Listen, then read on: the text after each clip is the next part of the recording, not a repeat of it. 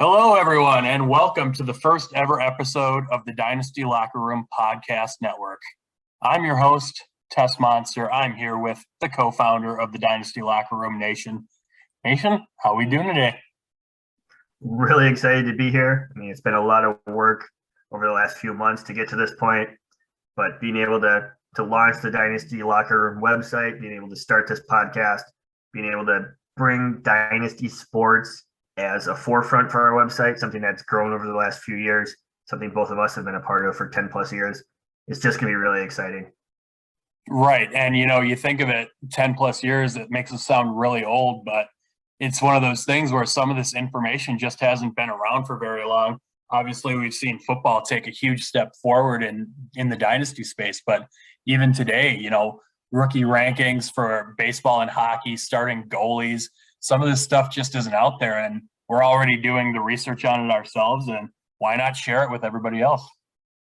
Being able to bring that community aspect of it, a website where people can discuss Dynasty in depth. I mean, we're looking at, you can always find the information on a Julio Rodriguez or a Bobby Witt, but where do you find the pre-breakout Vlad Guerrero, the pre-breakout Juan Soto, being able to find those guys deeper in your drafts? Why do some people value them higher? How do you identify those prospects? And what are your dart throws going to be this year to try to hit on one of those guys is really going to be exciting for us to be able to dive a little bit deeper into, was that player's breakout sustainable? What kind of free agents are you looking at on the waiver wire that could actually be valuable to your team in a dynasty league? This is just going to be a fun place to be able to pick each other's brains, talk about dynasty like we have done every day for the last 10 years, and bring it to the wider audience. Yeah, and it's one of those things where you see every website and they've got, here's this week's waiver article, and half the players are owned in 90% of leagues. So it's one of those things where you just got to go a little bit deeper dive, and we're already doing it, and you don't care about the information that isn't relevant. Why did Aaron Nola have a 5 ERA last year after having a career 3 ERA? So it's important to go a little bit deeper to see the underlying stats and pick out the player or two that we really think can break out. And it's important to do that for all three sports because that's what everybody cares about. And that's really what the Dynasty Locker Room wants to be and is pushing towards, is that place where you can go for baseball, you can go for hockey, you can go for football, and look at those players that aren't going to be rostered in most of your leagues that could be really valuable, those prospects that might not be on your draft board if you have a 5-round draft, but we think it's a good dart throw. Some of the members in the forum think the player's a good dart throw. Being able to pick each other's brains and just really have that added bonus of like a hive mind and being able to go forward. Certainly. And, baseball is one of the things that's going to be picking up steam in the next couple months. And I think when we talk about baseball, one of the things that's on the forefront of everyone's mind is what is going on with this lockout. Nation, do you have any insight for us? Is there an end in sight? That is the question that everyone wants to know. I think anything anybody's talking about right now is just rumors and speculation. But I do think it was a good sign that they actually had a meeting where things were discussed versus the meeting in December where that last 7 minutes and they walked out. So being able to actually have a discussion starting now with maybe some pressure getting towards the end of January here and thinking about missing some spring training games, missing some start of the regular season, it's putting a little bit more pressure on both sides at this point to come to a agreement, a conclusion, and be able to give baseball back to the fans who were deprived of it in 2020, got a lot of really fun, really exciting playoffs in 2021, and the start of a really exciting free agency and rumors that now has been on pause. So hopefully we'll get there. But again, I'm not holding my breath that it's done by the end of March or the middle of March. Yeah, it's one of those things where I think we see it trending in the right direction. Obviously, they're a little bit further apart, and they're haggling over starting salary in the first couple of years for major league players. They're talking about adding a bonus pool, and they're quite a bit apart there. So I think we're in a good place as far as finding a deal, but I'm not super confident that we're there to start spring training on time. But it's one of those things that's tough, especially for us in Minnesota. We don't have that trip to look forward to at this point for Florida, for Arizona to get out of the frozen tundra and go see some of these players, especially some of these prospects that we're really looking forward to seeing. And we hope it starts on time. We certainly hope that the regular season starts on time for the reasons you mentioned. And you touched on some of the free agent signings we saw before that. What do you make of what Texas is doing? I think the sense of what is Texas doing like really sums up my thoughts. Like last year, they get rid of Gallo, somebody who the fans really liked. He really liked the town. He liked the community. He liked the organization. So that seemed to signal that they were going to rebuild. They were going to try to retool a pipeline that is a little void of talent. You have a couple of nice players in the top 100, but you don't have a deep pipeline. Your starting pitching staff has a lot to be desired. So being able to rebuild and kind of grow seemed like the next logical step. And then all of a sudden, there's $250 million spent on Simeon and Seager and Cole Calhoun, but they just don't have the depth in their lineup, and they really don't have really any starting pitching. I mean, it just doesn't make any sense to me.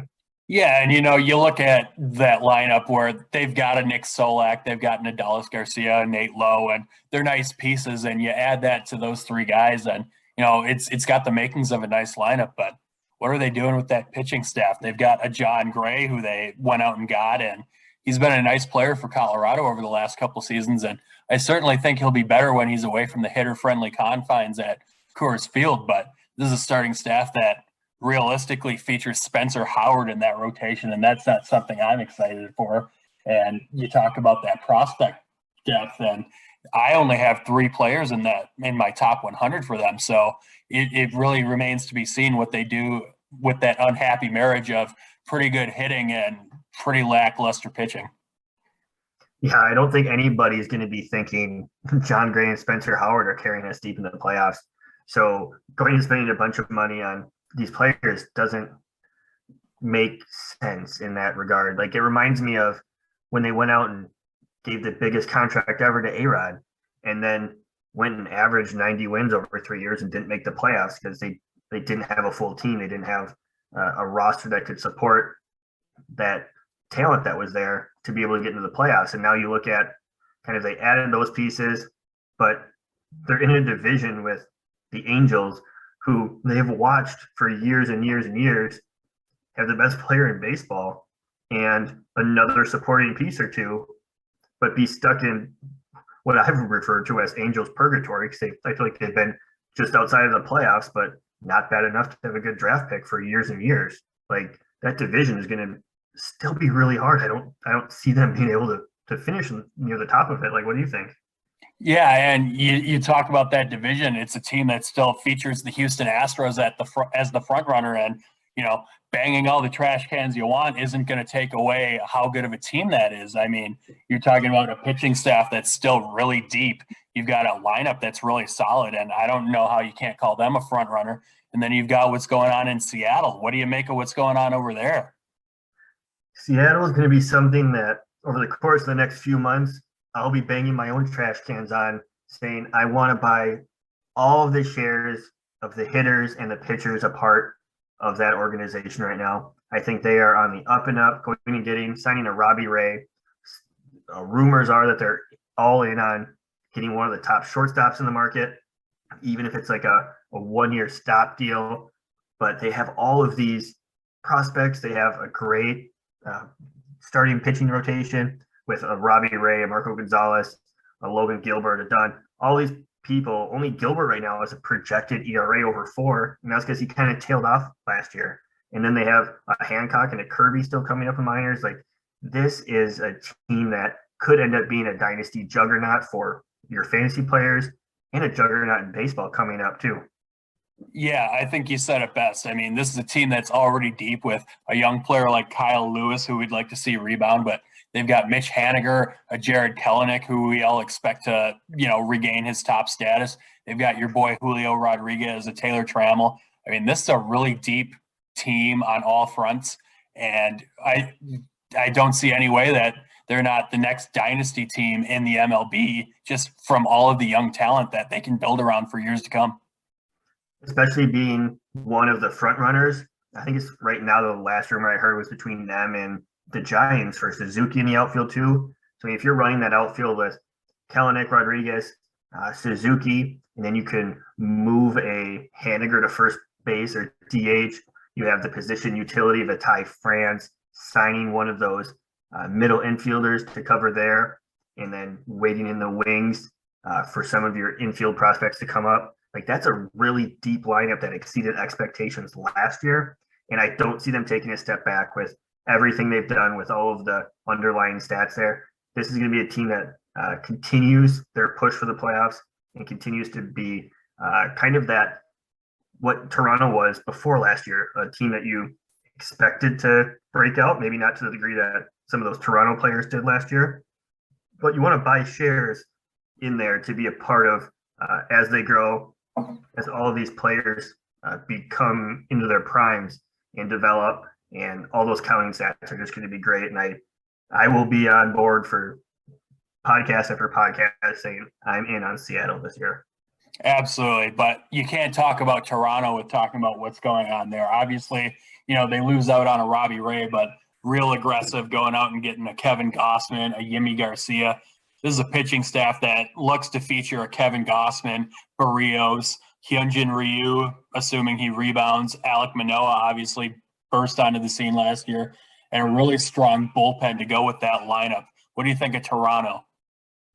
I think if we're talking about the bullpen, you have a Romero, you have a Merriweather coming back, you have a Stripling for some of those long innings, a Yimi Garcia not needing to be in that closer role and being able to pitch the seventh inning, and some of that rotation being able to get into the sixth inning. As good as their lineup is, this rotation and bullpen could compete with being the most valuable part of their team. Like everyone knows Vlad, everyone knows Bichette. You're getting a bunch of runs from that lineup. You're really excited if you have pieces there. But in real life baseball and in fantasy, this rotation and this bullpen is going to be really elite to be able to carry this team as well. Yeah, and it's going to be fun to see what they do in the AL East, and that might be the thing I look forward to the most next season, seeing a true four-team race in the AL East. You look at stacking Toronto's big team against, the unsung talents of the Tampa Bay Rays. You look at the New York Yankees and the Boston Red Sox, who are always perennial candidates there, and it's going to be fun to see where this shakes out. And obviously, with only 2 wild cards, the most teams that can make it are only 3. That's going to be one of the biggest storylines starting is when you look at projections for who's going to be able to win the AL East, you realistically have an argument to be made for all of them. I mean, they were all competitive last year. They're all going to be, I expect, going in and signing some more pieces. Like I'm looking at the rumors that the Yankees are in on that 1-year prove-it deal for Trevor Story. Like he was trying to possibly emulate Simeon last year as cashing in on that 1-year prove-it. But if that happens, putting Story in the middle of that lineup, that's going to be insane. And I don't know how kind of that lineup compares to the rest of the AL East, but I'd be really afraid if Trevor Story ends up there in the middle.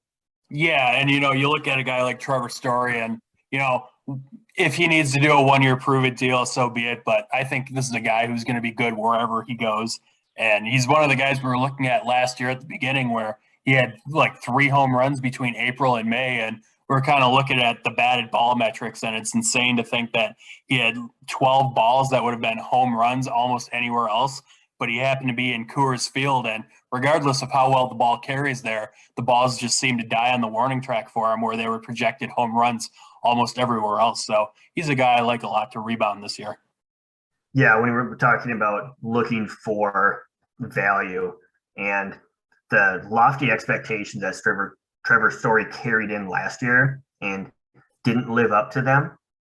And now this year, everyone kind of in these initial rankings, kind of forgetting about how good he was 2 years ago and 3 years ago, and that he's still a relatively young player, which is crazy to say because, years ago when we were playing, he would be considered a young player before you had all these 21, 22-year-olds breaking onto the scene really early and carrying the position.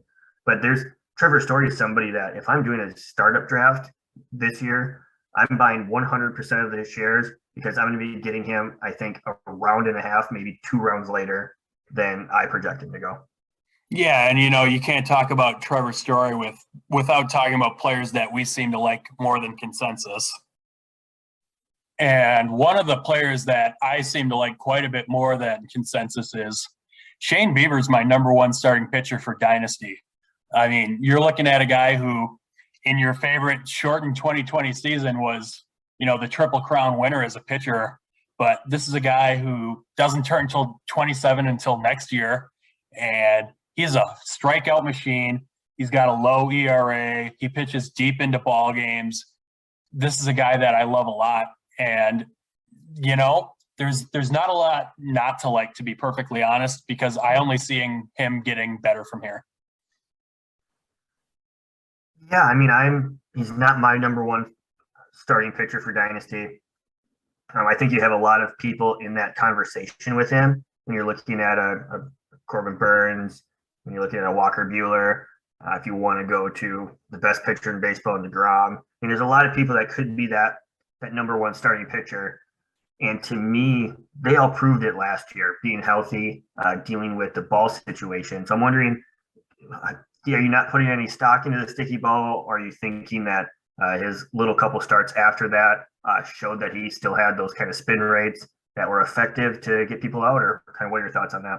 Yeah, so I'll touch on a few things here. You talked about DeGrom, and there's no doubt that he's the best pitcher in baseball, especially what he's proven over the last couple of years. But we're also talking about a guy who's 7 years younger than DeGrom. So there's a lot to like from that standpoint, too. And when you talk about a Corbin Burns, I see a guy who in the National League is doing the same things that Bieber has been doing for even longer in the American League, which is a tougher league, obviously, with the DH, and definitely a guy that you and I both watch a lot at Target Field. So this is a guy I like a lot from that standpoint. And when you're talking about those spin rates in the baseball, and it's one of those things where he got hurt in early June, and obviously a lot of things happened with your Garrett Cole. A couple other guys seemed to lose a little bit of steam because of that. But, we only saw him for 2 short starts, but he pitched 6 innings over 2 starts and gave up 1 earned run. And, I haven't seen anything to indicate that he's going to be a victim of that. And it's certainly not a guy that I'm willing to group into that conversation based on, lack of a sample size for sure. Obviously, with what he's done in his career, it's hard to not like him. Again, we're talking about value. If you have Bieber as your number one starting pitcher, you might be able to get him a round and a half, 2 rounds later than the first pitcher that goes off the board. Right now I think that consensus is Bieber somewhere in the mid-30s, and you have that first pitcher off the board at the beginning of the second round. So you're looking at a round and a half of value if Bieber ends up being that number one starting pitcher. So that's obviously some value you're going to try to sneak out of some of these upcoming drafts and be able to really build your rotation around a Bieber who, again, with those K rates, with those going deep into games and just being a quality start machine, is going to carry all of your categories. So, it's really hard to argue against a Bieber, but there are a lot of players I think that are on that same level. Yeah, and pitching deep into games, I think, is one of the things that really adds to his value. Certainly most leagues aren't counting innings pitched as a category in roto, and you might get some value there, certainly in a points league. But you're talking about a guy who is going to probably lead your team in strikeout rates, at least as a starting pitcher. But before last year, when he got injured, his walk rate was among the best in Major League Baseball. He's continuously posted a walk rate around 2. So, he's going to do good for your whip. He's obviously an ERA dynamo if he's going to win a Triple Crown. So this is a guy that I like to win a lot of categories for you week to week, or certainly if you're doing a year-long roto, he's going to be one of your best assets. Who's one of the guys that you love a lot to steal some value in, especially later? Well, breaking news, I'm going back to the Mariners. I'm going to Ty France, who is listed at like 230 to 250 in the overall rankings for people. And I just think that you're getting so much more value out of him than a 20th round pick.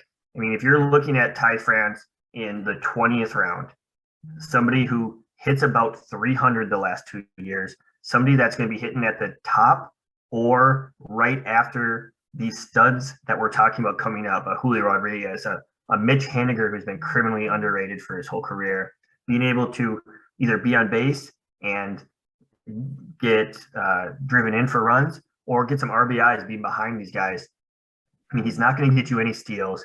So this is that's why he falls down the list a little bit more. When you're looking at him in the 20th round, somebody who's going to maybe get you 90-90 with 20 home runs and a 300 average, that's something that, I mean, I can't turn away from value. Those kind of numbers are, you're looking at 15th to 12th round value. So you're stealing like 5 to 7 rounds of value, getting him down there in the 20th. I'll be planting my flag and Ty France saying that he should be a part of your dynasty team, especially buying shares of what we've talked about in the Mariners. I'm all in. Yeah, and when you said 230 or 250, I could have swore you were talking about his weight and not his draft value. But all that aside, this is obviously a really nice player because of what he brings to the table, especially in that lineup. I mean, you're talking about a guy who scored 85 runs last year and hitting 73 RBIs. I mean, that's pretty nice, even without Jared Kelenic being what we think he's going to be before guys like Julio Rodriguez even hit the lineup. So I think there's a lot of long-term value to be found there. And especially when you're talking about a guy who gets hit at a rate more than most Houston Astros do, I think this is a guy who's an on-base percentage machine waiting to happen, clearly. But all joking aside, I mean, you're talking about an 800-plus OPS, and the only question I have is how much power is there. But he showed enough with 18 home runs last year where there's potential. Yeah, I mean, he went from 2 years ago, he hit a handful of home runs. Last year, gets up to 18. I don't think it'd be crazy to see him get to 20 to 22 coming to this year. I mean, I'm not projecting him to go to 25 or 30, but I'm not projecting for any steals. Like, I'm not counting on that.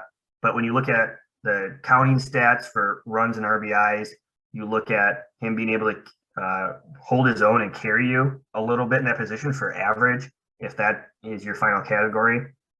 And also, one thing that's commonly overlooked is position versatility. I think next year he'll be able to be slotted in at first base, second base, and third base.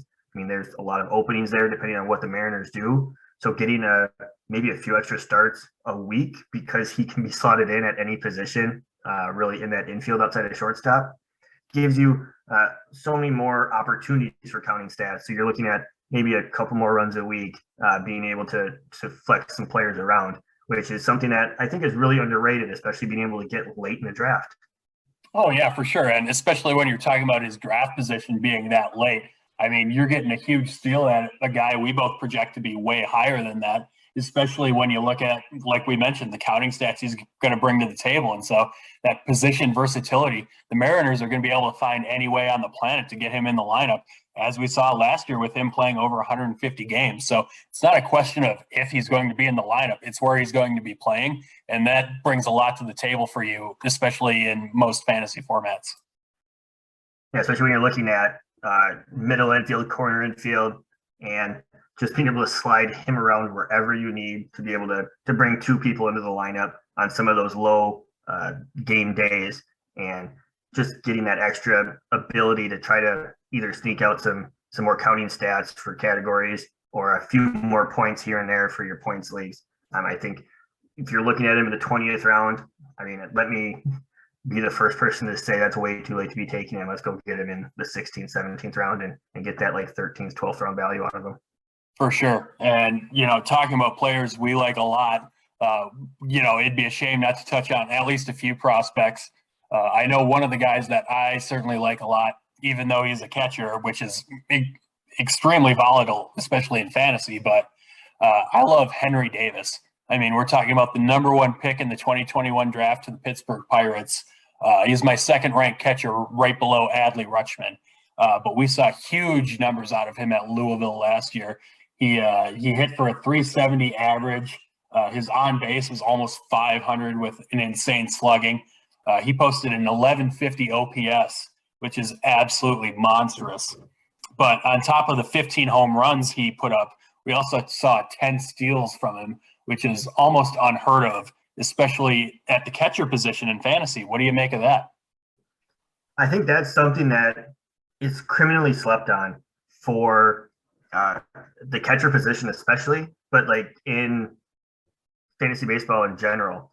Everyone touches on needing to get steals for those categories, and they focus on the guys who are going to go get 30 or 40.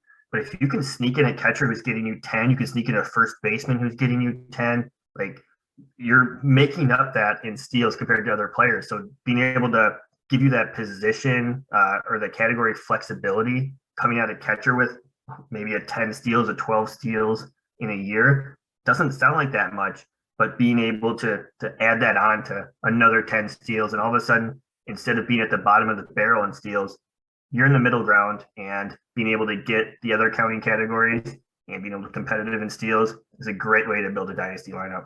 Yeah, and especially when you're talking about a guy who projects to be an on-base machine. I mean, regardless of what that fifth category is for you in Roto, I mean, if you're in points, steals certainly don't matter nearly as much. But obviously in Roto, getting those extra steals from a player who's going to give you that batting average or on base or OPS, whatever that fifth category is, he's going to be an absolute monster. And even though Pittsburgh doesn't have the lineup in place right now to complement him, it could be a different story in 2 or 3 years. So this is a player I'm really excited to watch. Yeah, and for all our new readers and listeners, most of the time for fantasy baseball for us, unless otherwise noted, we're a pretty standard 5x5 category when we're talking about kind of players and their position flexibility and versatility with those categories. So that's why somebody like Henry Davis can be pick up a few more points for his valuability with getting those, 10 steals, 12 steals a year for him. Yeah, exactly. And, I think I've certainly talked enough. Why don't you tell me about your favorite prospect to watch for this year? So right now, one of the guys that I want to touch on, I mean, he's flew up the list last year. He kind of came from what I would say nowhere when you think about kind of the general big websites. I mean, we had him, I think, at a 4th or 5th round pick last year as one of the dart throws that we liked. But I'm looking at Anthony Volpe. He was a 2019 first round pick, so he does come with some pedigree.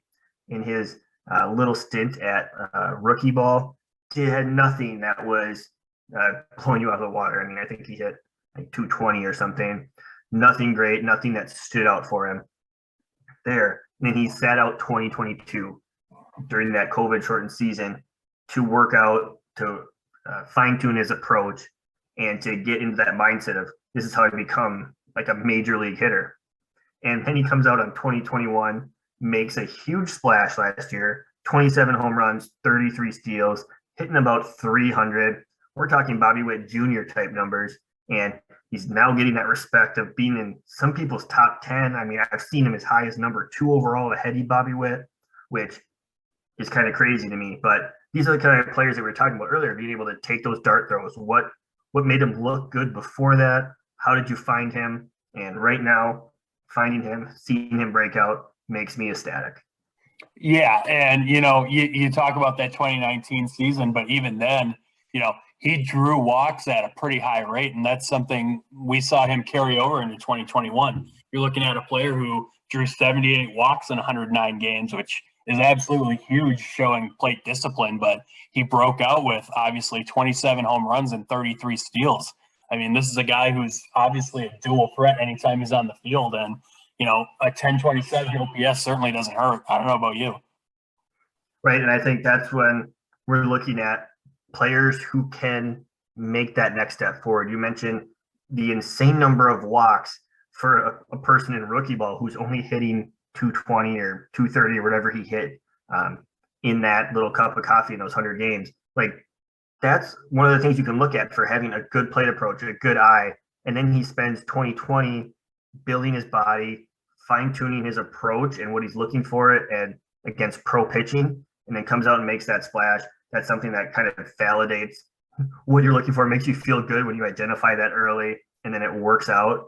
And especially now, when you look at all of the shortstop free agents that happened that are still free agents this year, and you don't really hear the Yankees going after them that hard. If the Yankees should be spending money. That's the New York Yankees, but they're looking for what I hear is a one and done deal for like a Trevor Story because they have him waiting in the wings. They have that much confidence in him that they don't need to go get any of these 200, $300 million shortstops. They have their guy that they think is going to be elite and can carry him. And if you can get him at a reasonable value this year, great. I think he's going to continue his blow up. He has that play approach. He has that play discipline, and that's all just going to keep carrying over. Yeah, for sure. And you touched on it best. I mean, I think this is definitely a team that, we see pick up a shortstop certainly for 2022. I don't think Glaber's the answer. We saw them move him around quite a bit last year, and obviously his production's dropped quite a bit. So there's definitely an opening there. And I think the Yankees, of anyone, are going to be open to going after a guy like that. So I don't think the question is if. It's definitely a question of when. And, obviously he's yet to see AA or AAA, but it's going to be interesting to see where he starts the year and how fast he can fly up. Yeah, I think that he was a 2019, like when you're looking at that, didn't have the greatest years as far as home runs or average, but 27 home runs in single A isn't anything that happens by accident. And that's him growing into his body, developing, and now with that plate approach, he's going to be able to go improve that in AA this year, hopefully in AAA, being able to make a splash with the Yankees. But we've been talking about some of these players we like a lot, and for whatever reason, this is like one of the first times where neither of us like this next player as much as a consensus. And I don't know, let you introduce this player because I'm still shocked that we are both agreed that he should be lower than he is. Yeah, and I seem to be thinking that I even have him ranked a little bit too high, which goes against everything I know to question myself, obviously. But we're talking about Mookie Betts here. I mean, we're talking about a guy who everybody seems to have as a consensus top 5 outfielder, and I just don't see anything I like. I mean, we're talking about declining numbers across the board, average, on base, exit velocity in each of the last 3 years. I mean, I just don't know how the industry seems so high on a player that is driven on numbers. I mean, all of the numbers seem to indicate otherwise. What do you think? I think you hit the nail on the head. The last few years, the amount of in fantasy baseball as well as Major League Baseball has been approached to the analytics, and you've just seen every analytic that I can think of saying that he's been declining for 3 years. It just seems like everyone is hungover from his 30-30 season, carrying him to the championships, that they just are giving him a pass. And he's just not elite anymore in categories. He's not going to be putting up a 30-30 season again. I don't know if he's going to ever put up a 20-20 season again. And that's just not in the outfield position. That's not good enough for me to even be touching the top 10. Yeah, and it really feels dirty to even agree with you on anything, but I will say that, you look at a player who, he scored 93 runs and 58 RBIs last year, and, it's a nice complimentary piece, but, if he's your top outfielder, you're certainly not happy about it. And you definitely nailed it when you said everyone's hungover from that 2018 MVP season. I mean, 32 home runs, 30 steals. He's barely hit that combined in the last 3 years, especially in steals. I mean, he's not an 1100 OPS player. And to say it was a fluky season might be much, but it certainly was a magical season for him in 2018. And I just, that's what's carrying his value at this point, which is kind of sad, especially when you look at the players around him, and there's so much more to like there. Yeah, I don't know how anybody really would want to take him over Eli Jimenez or Lewis Robert or Kyle Tucker or Jordan Alvarez. Like, all those players, I think, are just going to outshine him in pretty much every category. Like, they're all a part of great offenses. They all have stolen base potential besides Jordan. They all are probably going to hit more home runs than him. I mean, it's just, I don't know. It just doesn't make sense to me on why people are still so high on Mookie Betts. Yeah, and you think about it, and I even have him ranked behind Julio Rodriguez, who isn't even up yet. But you look at Julio, and he stole more than he hit home runs last year, which people don't typically think of with his profile.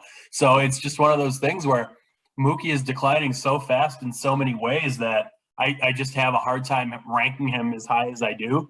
And honestly, I'll probably move him down from 10 in my outfield rankings just because he's regressed so heavily. And, we got a reader question a couple weeks ago where he's eligible in second base in one of his leagues. And, it's one of those things where you look at second base and, he's not Trey Turner, so he goes behind him. He's not Ozzie Albies, so he goes behind him. But probably in that Ketel Marte, Marcus Semien conversation, especially when you look at the age. He's a little bit younger than Semien, not quite as young as Ketel, but same kind of tool set where he's probably sits pretty comfortably in that 3 to 5 range, I think. Yeah, I'd say what that Reeves question brought up kind of a good point on him being able to maybe go back to play more games this year at second base is something I hadn't really thought of about getting second base eligibility. But I don't know. I'm still like, if he has second base eligibility, he moves up a little bit more because, again, he should be pretty consistent with that roster for counting stats. He should still draw some walks. His average will still be good, but you're missing 2 categories in power and steals. It's just that lineup too. Like, I am not fully bought in this year on the Dodgers. I mean, there's a lot of questions on Max Muncy and how he recovers. There's a lot of questions on Justin Turner how he recovers. There's whatever Cody Bellinger has been for the last 2 years, and if he still is Cody Bellinger or is he a completely different person now? It's just, there's no Seager there. Like, this lineup isn't the powerhouse that it was before. I mean, you still have some nice pieces there. Like, don't be wrong, the lineup is still above average, but he's not guaranteed for 100 anymore with all these pieces around him. So that it's going to drop him down too. And I don't know. I won't see myself ever Mookie Betts ever following enough that I have any shares of him this year. Yeah, and you said it best. I mean, for where everybody else has him valued, I can't see myself ever realistically making a trade for him. And in startup, I don't see enough value there where I'm going to draft him anywhere near where he's going to be drafted. So it's a hard conversation and probably a player I'll never be fortunate enough to own. I mean, it's one of those things. I think you said it best where if he's your number one outfielder, are you happy? No. Are you sad about it? No. So it's just one of those ho-hum players where, he's a nice outfielder, but you certainly don't want him as your number one outfielder anymore. No, and that doesn't have much. Like, I like him so much as a player. Like, I enjoy watching him play baseball. Like, I would go to games to see him play, but at this point, I just don't think he lives up to his draft value for Dynasty, especially. But enough getting mad at Mookie Betts for not being the Mookie Betts of 2018. Let's wrap this up and tell everyone here what you have on tap coming up at the Dynasty locker room, letting people know some of the new articles and the new ideas you got going on. Yeah, so the last couple of weeks I've been working on my buy and sell articles for what players did last year and whether or not we can expect that success to continue into 2022 and beyond. Been working on some deep dives on players like Ranger Suarez, Aaron Nola, really getting into the nitty gritty and seeing what we can expect moving forward. We've also been working really hard on some top prospects, whether by division or top 100. What do you got going on? I'm really excited for those prospect rankings to come out. I mean, we're looking at the top 100. Again, we've talked about like those top 20 are going to be pretty universal as far as being able to see some of those top prospects everywhere, but being able to highlight some of those dart throws that we think could have that breakout is going to be really exciting and be able to build a really good conversation around that. And then diving in a little bit deeper to some of those prospects by division, some of those that might not make the top 100, but if it's a part of your favorite baseball team, like, you'll know those prospects, you'll be able to tell us if we were right or wrong or who we were missing on there. So it's going to build a really great conversation and allow us to learn a little bit more about some prospects that maybe weren't on our radar. Yeah, and one of the other things we've been having a lot of fun with is working on our top 500 rankings. Really going into the meat grinder and seeing where we've got these guys ranked, especially against some of the prospects that are coming up. So that's been a lot of fun too. Especially when you think about the top 500 compared to a lot of the top 100 or 200 lists. You can see some of the players that might be 100 spots different in our rankings, especially compared to the consensus, compared to each other, seeing what we like about them. Like some of those players that'll be different, we'll be able to dive deep into some of these upcoming podcasts to really highlight why we think they might be a breakout player for a lot of value for you, which is going to be a lot of fun. And then we have one of the things that I'm really excited for is starting our Dynasty Baseball League that'll be with some of our community and being able to highlight some of the great trades, the great free agent pickups, the great startup draft picks that happen, give out some prizes for that, and being able to build a talk track and some content around what a real Dynasty Baseball League, how it operates, where that value is, what are the real world trade values that come in with that. Right, and to go along with that, obviously we're going to be introducing the forum here pretty quick, not only as a resource for those dynasty leagues, but also really to get an idea of where the community is at, what questions are out there, where can we direct future podcasts to really get you the information that you're out there scouring for that even we don't have yet. So that's one of the things I'm really excited to add too. And we are also really excited with my co-founder, Test Monster, bringing in a couple of new writers and new people to join us on that podcast. We'll have Tyler joining us to talk about a lot about prospects and a lot of deep dives onto why this person is going to break out. I know he was really big on some people that broke out last year. So we're really excited to see his opinions and get to bring them in there.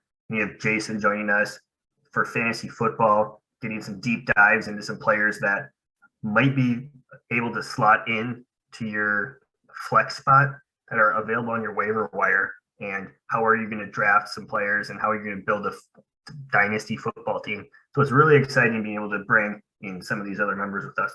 Yeah, it's been really fun to get these guys involved, especially on some of our consensus rankings, just to see where they stack up compared to us, and even more people to call out when they're wrong and ignore when they're right. So it's going to be fun to have them on the team and see what they're bringing to the table. And I'm pretty excited about some of the content they're coming out with. Absolutely. And let everyone know kind of where they can find you, where they can interact with you on social media.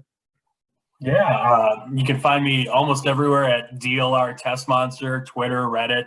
Obviously, wherever you're listening to this, go give it a like, give it a comment, subscribe to it. Anything we can do to reach more people and bring a little bit of knowledge that's not out there anywhere to the fantasy community. And you'll be able to find me at Nation DLR everywhere. Again, appreciate a subscribe, appreciate a like, just being able to kind of grow this community and being able to kind of have a big group of people that get to talk, really just focus on Dynasty, focus on some of those specific aspects like we've been talking about in fantasy hockey, fantasy football, and fantasy baseball. So to wrap it up, we appreciate you listening.